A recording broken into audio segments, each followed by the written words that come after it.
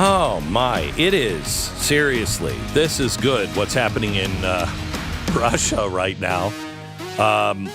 Vladimir Putin, who just put a Russian pop star, one of the biggest stars, I guess, who would she be, like Beyonce?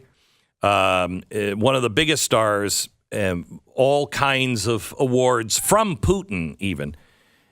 He's just arrested his or her husband because he spoke out against the war. And so Putin declared him a foreign agent. And now she's saying, I want to be declared a foreign agent too. If really my husband's a foreign agent, then I must be one too. Keep that to yourself. Don't. No, it probably won't end well for you. Stay away from windows and rooftops. I'm just saying.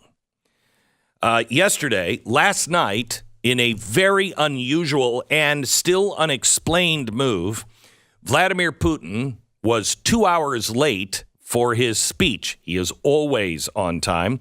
The nation waited and waited and waited for him to give this groundbreaking speech on Ukraine. It was late. After 2 hours, the Russian news agency said, go to bed. He's not coming. He gave it in the morning, which is late last night, our time. And he did make some announcements, which, wonderful. He announced a partial military mobilization, putting the country's people and economy on a wartime footing. He said, we have to turn Ukraine's people into cannon fodder. He said mobilization events would begin Wednesday, today. He didn't say what that was, other than he had ordered an increase in funding to boost Russia's weapons production. He's also now telling the industries what they should and shouldn't make. I can't think of the last time, because Germany just did that. They've just taken over some companies, and they're like, hey, we got to take over because, we've got an emergency on our hands.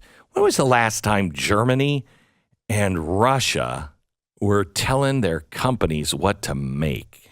Oh, man, there was a... Was it when they went into the Beetle production in the 1960s? Oh, no, that happened earlier, too. I can't remember, but... the partial mobilization is kind of hazy.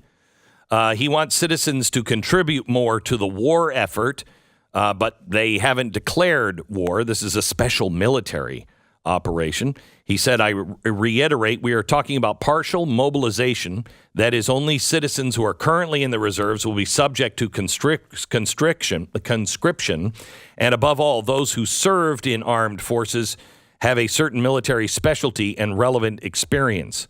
Conscripts will be obligatory, and they'll go through the additional military training based on the experience of the special military operation before departing to the unit. So he's calling everybody up. He also said that nuclear options are on the table, no joke. He said this isn't a joke. I don't know if he was making fun of Joe Biden, but he said it's not a joke, that nuclear options are on the table. I've seen that translated as not a bluff. Yeah. As well. Yeah. Okay. Which neither one makes me feel good. Nope. And what makes me feel worse is I'm seeing MSNBC and CNN run, the chyron at the bottom of the screen. Joe Biden is going to be speaking now at the UN, and it's saying he's about to give a critical speech about the war. What worries you with this? Critical? What worries you with this situation overall, though? Not just the speech from Biden, but Russia, Ukraine. What do you see as the nuclear war? How does that happen? How does that happen? Yeah. We have a guest. Can we ask to push back? I'm so sorry. We just got the president's speech is coming. What I think it could happen is I think that the world leadership, they want war. The way to change everything is to have a war, because everybody's so concerned about war that, oh, well, who cares about the dollar or replacing it, or you are no longer doing that job, or we don't have fertilizer. All of that stuff becomes secondary to a global war.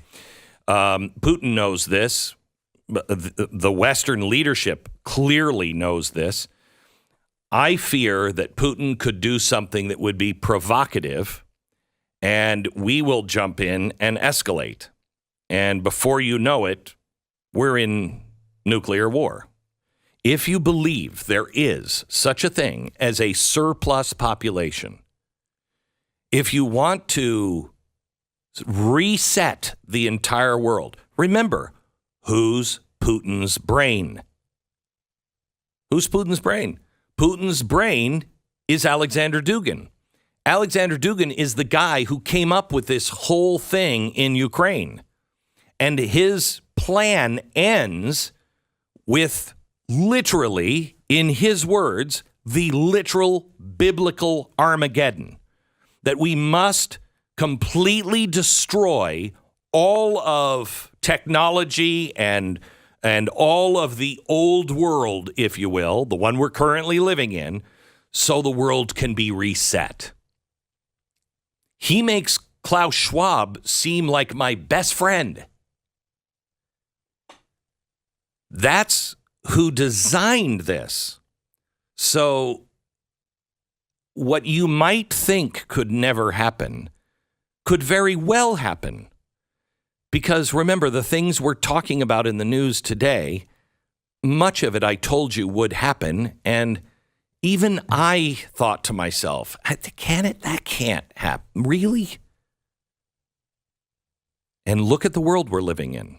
If you enjoyed this video, hit like and subscribe to our channel so you'll be sure to see similar videos from Blaze TV with the added bonus of signaling YouTube that your voice and opinion still matters. And if you're looking for more great conservative content, check out one of the 2 videos suggested here.